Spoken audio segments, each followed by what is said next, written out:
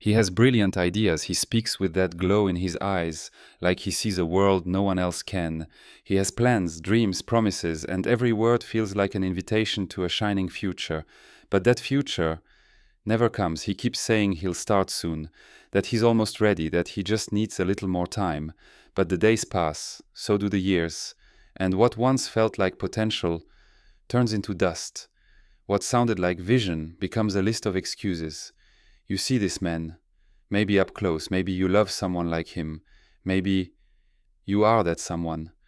Carl Jung called this pattern Puer Aeternus, the eternal boy, the one who charms with his lightness but frightens with his lack of grounding, the one trapped in what's possible, and who sabotages himself every time life asks for something real. At first he seems free, detached, spontaneous. There's a shine in him, like someone who refuses to bow to the rules. You hear him speak and think he was born for something great. But then time moves on, and you realize he never commits to anything, not to work, not to relationships, not even to himself. He starts everything with passion, but finishes nothing with presence. He disappears the moment reality arrives. He hides behind pretty words, shallow spirituality, and rebellion against the system.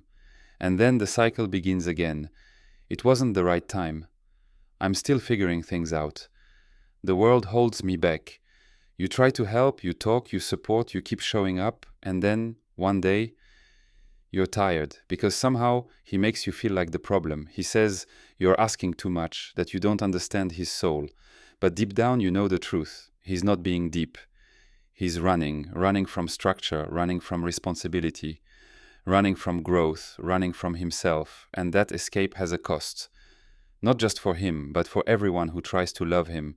Because the man-child doesn't just sabotage himself, he drains everyone who tries to pull him into the real world. You begin to wither, you question your standards, you feel guilty for asking for the basics, you wonder if maybe you want too much, but no. Wanting presence, commitment and follow-through is never too much. The real problem is that he lives in almost. Almost started, almost made it, almost loved you, almost changed, and you stay stuck in that almost was, while he still believes he has all the time in the world. But time waits for no one. In the next chapter, we'll expose the shadow hiding behind his charm, the dark side of the man who runs from reality and destroys everything around him with a smile. At first, it all feels magical. He listens like no one else ever has. He looks at you like you're the only one in the world. He speaks of the future with a passion that almost convinces you. But then time passes, and he starts to fade, not all at once, but in fragments. He replies less.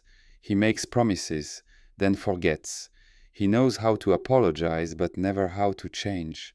You realize you're alone, even when he's right next to you. The light that once charmed you now hurts, because you know he carries something bright inside him, but he has no idea what to do with it. This man isn't evil, but he's not innocent either. He knows exactly what he's doing, and yet he keeps repeating it. He repeats the pattern of abandoning anything that requires presence, of sabotaging everything that could finally work, of destroying things, just to avoid the fear of failure. Carl Jung called this the active shadow, not the one that hides, but the one that acts in the silence, sabotages between the lines, and breaks things without making a sound. This man doesn't disappear out of cruelty. He disappears because he doesn't know how to hold himself up. He can't carry his own pain. So he makes you carry it for him. You find yourself holding the relationship together, forcing conversations, building structure in a space where he only wants freedom, and in the end you're exhausted, as if love meant draining yourself to keep someone else afloat. But here's the truth, you're not loving a man, you're trying to build one, and that's not love, it's drowning, dressed up as hope. He says he's special, that he feels everything too deeply, that the world is too harsh, but he never says, I failed. You can't rely on me. I hurt you. He's a master of poetry, but incapable of speaking the prose of real life, and you get trapped in the contrast. the beautiful soul with the absent presence, the promising love with the consistent abandonment, the charming lightness with the emotional irresponsibility. This isn't freedom, it's escape, it's illusion, it's fear disguised as authenticity. Jung said the Puer Aeternus lives in suspension, trapped between the sky of dreams and the ground of reality. But time collects its debt, and life demands presence. The tragedy is sometimes he doesn't fall alone.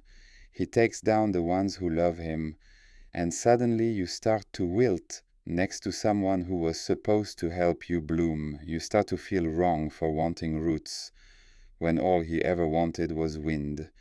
But love isn't floating alongside someone, it's building with them. And you know, deep down, he doesn't build, he only enchants, and then he disappears. Behind nearly every man who refuses to grow up, there's a figure who protects him, but also quietly imprisons him. Sometimes it's his literal mother, sometimes it's a grandmother, an aunt, or even a partner who steps into the role of caregiver. But the face doesn't matter. What matters is the pattern. He's always someone's child. Even at 30, 40, 50, Carl Jung called this presence the archetypal mother, the one meant to nourish the soul and then release it into the world. But when she refuses to let go, she doesn't nurture, she suffocates. At first it looks like care, it feels like affection, it sounds like unconditional love. But over time you begin to see it's not love, it's control, disguised as devotion. He never learned how to fall and face consequences, because someone was always there to soften the landing. He never had to make real decisions, because someone was always ready to decide for him. He grew older, but his world was shaped to ensure he never had to grow inwardly. And when he enters a relationship, he doesn't want a partner. He wants a new mother, someone who welcomes without expecting, who understands everything without challenging anything, who admires without confrontation, who accepts his absence as if it were part of his charm. But you were never meant to be his mother. You wanted a man. Now you find yourself trapped in a cycle that revolves around his immaturity. You carry the bills, the emotions, the home, the dreams, while he keeps saying, "I'm almost ready." But the hard truth that no one dares to say out loud is this: he doesn't want to grow, because growth is painful, and he was trained to be spared from pain. And the cruelest part, many times, his symbolic mother also needs him to stay small, because she feels needed in that role. She lives through the act of care. She loves in a way that paralyzes, and together they create a psychic dependency that slowly eats them both alive. One feeds on the other's weakness. The man-child becomes addicted to being over-understood. He never feels obligated to change, because everyone always gets him, until eventually no one can take it anymore. He talks about freedom, but he's emotionally dependent. He talks about authenticity, but he's shaped by fear. He talks about purpose, but he can't even maintain life's basics. And you begin to wither, not because you love too much, but because you're in a relationship that feels maternal, yet demands like a marriage. You give everything. He gives you absence. You offer reality. He returns you fantasy. You offer presence. He disappears, poetically. But the cruelest part happens inside him. Deep down, he knows he's stuck in time. He knows he's disappointing people. He knows he's sabotaging himself. But he can't break from the symbolic mother, because doing so would mean losing the emotional comfort that keeps him afloat. And so he becomes something worse than a boy, a man afraid of becoming a man, trapped in an adult body with a child's ego, seeking love without commitment, craving freedom without structure, longing for life, without ever being truly born. Jung warned that the greatest tragedy is when a mother refuses to let the child be born psychologically. The body ages, but the psyche remains in the womb, protected, fed, useless. This kind of bond doesn't lead to growth, it leads to stagnation wrapped in affection. It's like drowning in an embrace. And one day you realize it's not just him who's stuck. You are too. It always begins with promise. He starts a new project, signs up for a course, makes plans, excites the people around him. For a few days he seems like someone else. He believes. He smiles.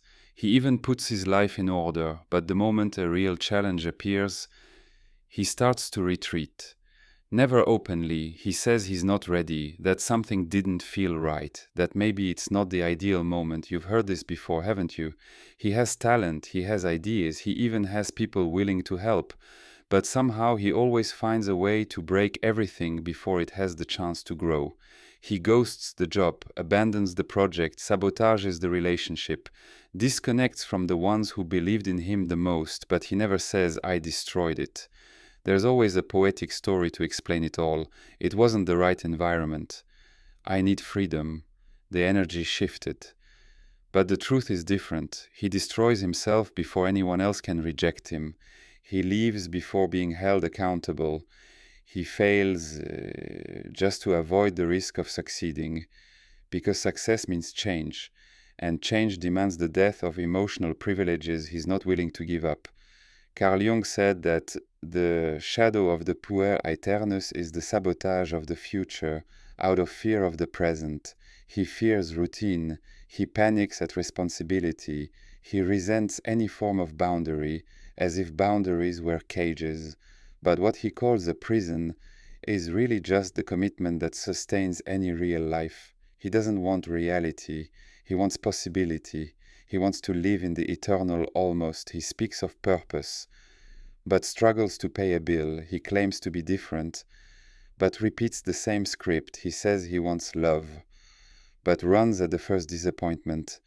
And you see it all. You see the intelligence he buries, the sensitivity used as a shield, the emotional pain turned into passive protection, because deep down he's at war, but not with the world, with himself.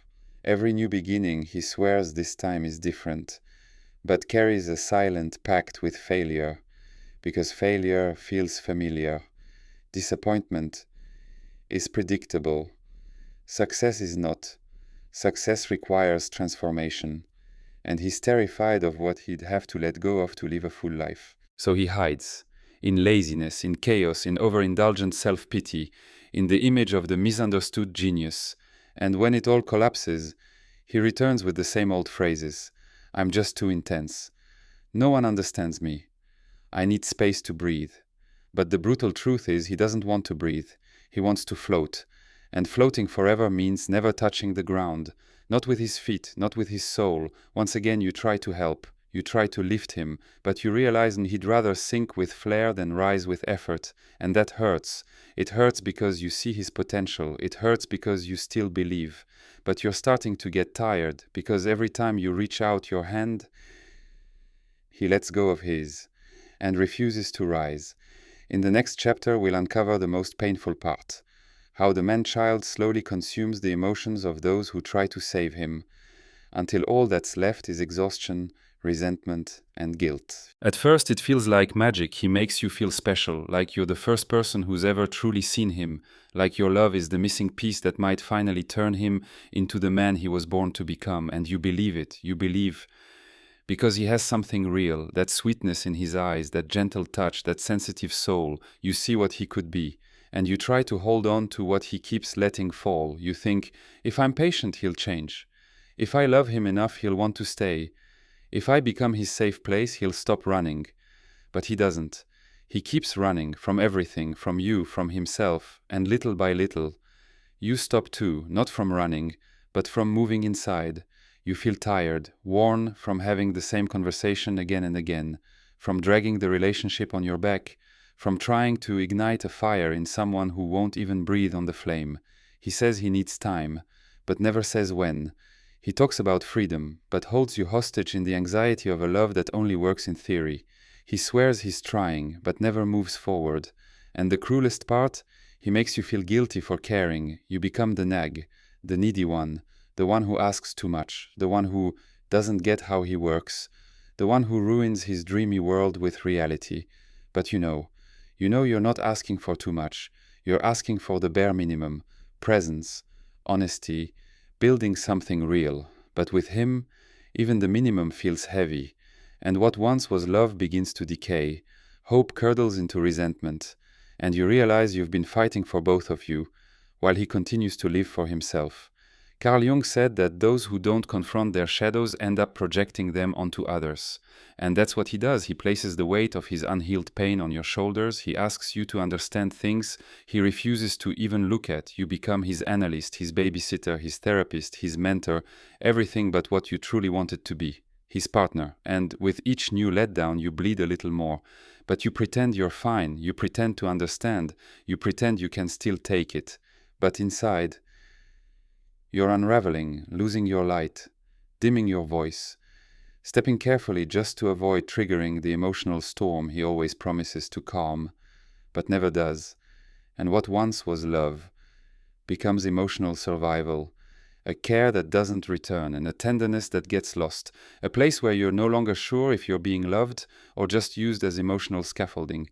Because the truth is this: loving the man-child means carrying a future that never arrives.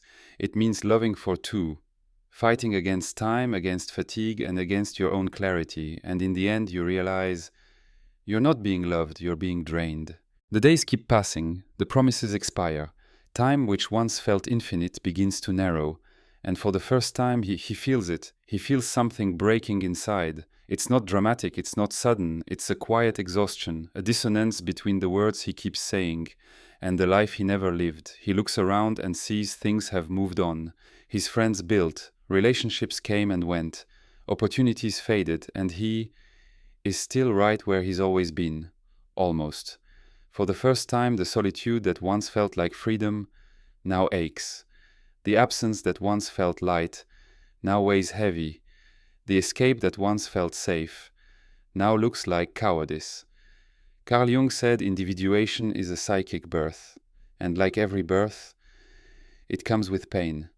And now he begins to understand there is no future without sacrifice, no freedom without structure, no adulthood without grief. He has to bury the idealized boy, the misunderstood genius, the eternal child, the promise that never delivered, because as long as those characters stay alive, the real man remains buried. Growing up doesn't mean becoming someone else. It means taking control of your life with bare hands. No excuses, no exits, no audience. He doesn't need to kill the boy who dreams, but he does need to take the wheel from him. It's time to change his place. The boy can stay, but now he walks beside, not ahead, because time no longer waits, and no one else is willing to pretend this is normal. He won't mature when he feels ready. He'll mature when everything around him begins to collapse, and he realizes there's nowhere left to run. That's the breaking point. He either continues, repeats the cycle forever, hurting himself and everyone who dares to love him, or he faces the pain, the truth, his own shadow, and chooses to grow, not out of pressure, but out of clarity. Carl Jung said, "What you don't confront will repeat until you're ready to face it." And maybe this is that moment. Maybe the end of the psychic childhood is not a punishment. Maybe it's the start of your real freedom. If you've made it this far, it's because some part of you recognized this truth. Maybe in someone you love, maybe in yourself. Write in the comments, this is the moment. Just that. Not to prove anything, but to mark the place where you decided to stop running. And remember, the next video is even more necessary. Because if growing up means dying to illusion, then real life is what comes after. I'll see you there. If you've made it this far, it's because you feel it too. And you know, something has to change.